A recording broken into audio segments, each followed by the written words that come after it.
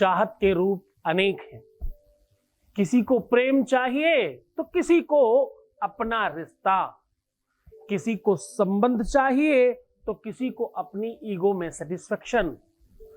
हर व्यक्ति का शायद नजरिया, तरीका अलग है, पर छोटी छोटी बातों में लोग अलग क्यों हो जाते हैं? हर बात में अलग होने की बात क्यों करते हैं? क्यों ईगो आ जाता है रिश्तों में? क्यों संबंध बिगड़ जाते हैं? संबंधों में इतनी खटास क्यों आ जाती है? इतना बड़ा रिश्ता इतनी छोटी सी बात में टूटता है क्या? रिश्तों को जोड़ने का फेविक्विक बता रहा हूं, छोटी सी सामग्री, बढ़िया व्यवस्था, ऐसा लगेगा नहीं कभी टूटा था। जानिए वो पूरा तरीका बता रहा हूं।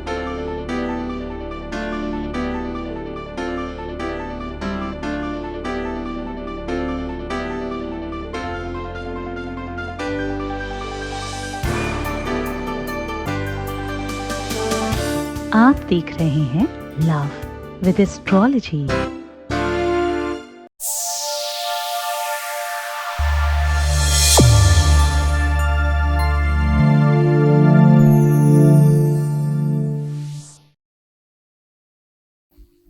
नमस्कार, मैं हूं आचार्य सतीश अवस्थी। आपका बहुत स्वागत करता हूं लव विद एस्ट्रोलॉजी में। लव विद एस्ट्रोलॉजी में आपके अपने जीवन में प्यार भरा जाता है। लव विद एस्ट्रोलॉजी में आपको आपसे मिलवाया जाता है। लव विद एस्ट्रोलॉजी में हर हाल में आपको जिताया जाता है। यहाँ शादी के पहले, शादी के बाद की हर समस्या का समाधान होता है। आप कह सकते हो जो जोड़ियां आसमान में बनती हैं उनका repairing centre love with astrology है। यहाँ रिश्तों को बाखूबी समझा जाता है। शादी हो नहीं रही है, शादी चल नहीं रही है, शादी मनचाही करनी है, शादी टूटने वाली है, रिश्ता पूरा खराब हो गया है, खराब होने लगा है, रिश्ता टूट गया है और कभी जुड़ेगा नहीं, कभी कुछ ठीक नहीं होगा, ऐसी पूरी की पूरी असुविधा का सीधा सॉल्यूशन लव विद एस्ट्रोलॉजी। हम पिछले 20-21 सालों से ऐसा कर रहे हैं। ये अभिमान, ये गर्व, ये ताकत, ये साहस, ये निडरता 1-2 दिन की नहीं है। पिछले 20-21 सालों से आपकी सेवा में तत्पर हैं और लगातार लोगों को लाभान्वित करा रहे हैं।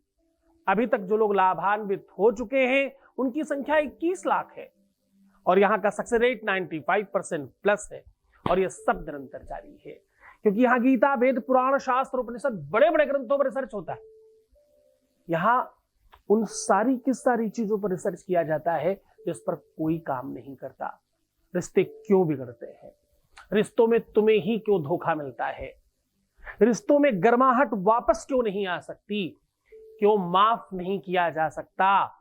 क्यों अच्छाइयां नहीं दिखाई पड़ती? रिश्तों में केवल बुराइयां ही क्यों पकड़ कर बैठ जाते हैं लोग? क्या उनके साथ कभी कुछ अच्छा नहीं किया? हमेशा बुरा ही किया है? नहीं, अच्छा भी किया होगा। वो क्यों नहीं दिखाई पड़ता? दर्शनम च महत् पुण्यम ज्ञानम हित उपदेशकम। दूसरों को बताना, दूसरों को कहना, दूसरों को ज्ञान देना। अरे कहां जाएं, किससे बोले, क्या कहें, किस किस को बताएं कि भैया हमारी गलती ही नहीं है। अपने आप को बहुत बार ऐसा लगता है कि चलो गलतियां हैं तो हैं, उन्हें ठीक किया जाएगा, पर बहुत बार तो गलती भी नहीं होती और फिर भी पीछे हटना पड़ता है, फिर भी माफी मांगना पड़ता है, फिर भी बहुत परेशान होना पड़ता है। ऐसा क्यों है भाई? अगर हमें उनकी जरूरत है तो उन्हें भी तो हमारी जरूरत है। हमें प्रेम में, भक्ति में, वेदांत में बड़ी बात कही गई है, बता रहा हूं। हमें चिंता नहीं। जब बहुत प्रेम बढ़ता है, जब बहुत अमार बड़ा आनंद बढ़ता है, जब अंतरंगता बढ़ती है, जब दो नहीं एक हो जाते हैं, तो क्या हमें चिंता नहीं उनकी, उन्हें चिंता हमारी है। ये भाव बन तो जाए एक बार रिश्तों में। उन्हें चिंता हमारी है, हमारी नाव के रक्षक सुदर्शन चक्रधारी हैं। हमारे हर चीजों के व्यवस्थापक। हमें क्यों चिंता करनी पड़ती है? रिश्ते में कहां कमी है? भाव, चिंतन, सोच, क्रियाकलाप, निरंतरता, गड़बड़ी कहां है? व्यक्तित्व में, निजता में, स्वयमेवता में किधर गड़बड़ी करी?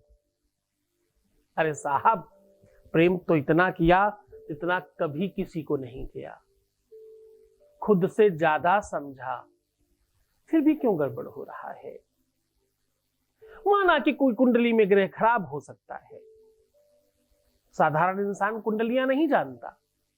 साधारण लोगों को हो सकता है ग्रहों की चाल नहीं पता हो, ये कोई बड़ी बात नहीं है, लेकिन स्वभाव तो पता है, व्यक्तित्व तो पता है।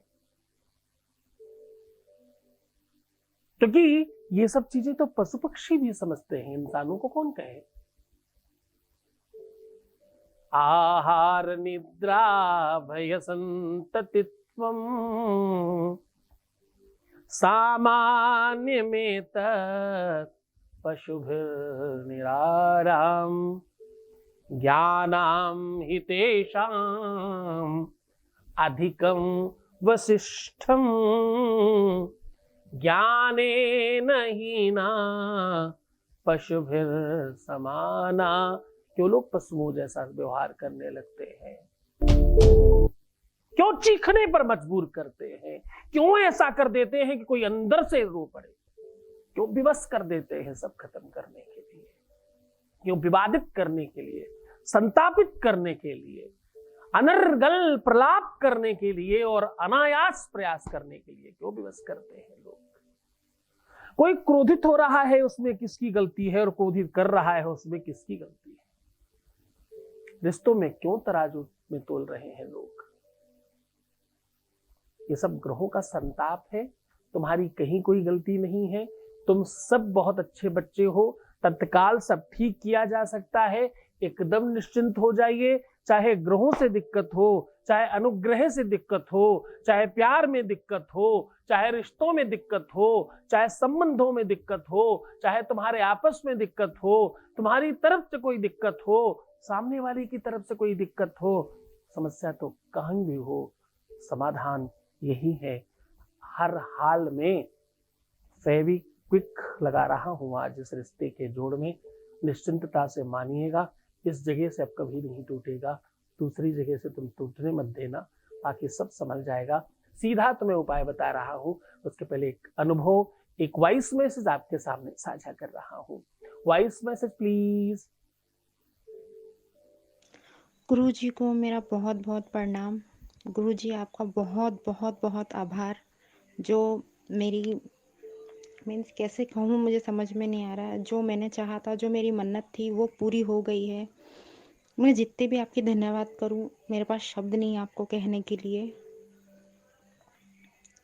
और समझ में नहीं आ रहा मैं आपसे कैसे बयान करूँ।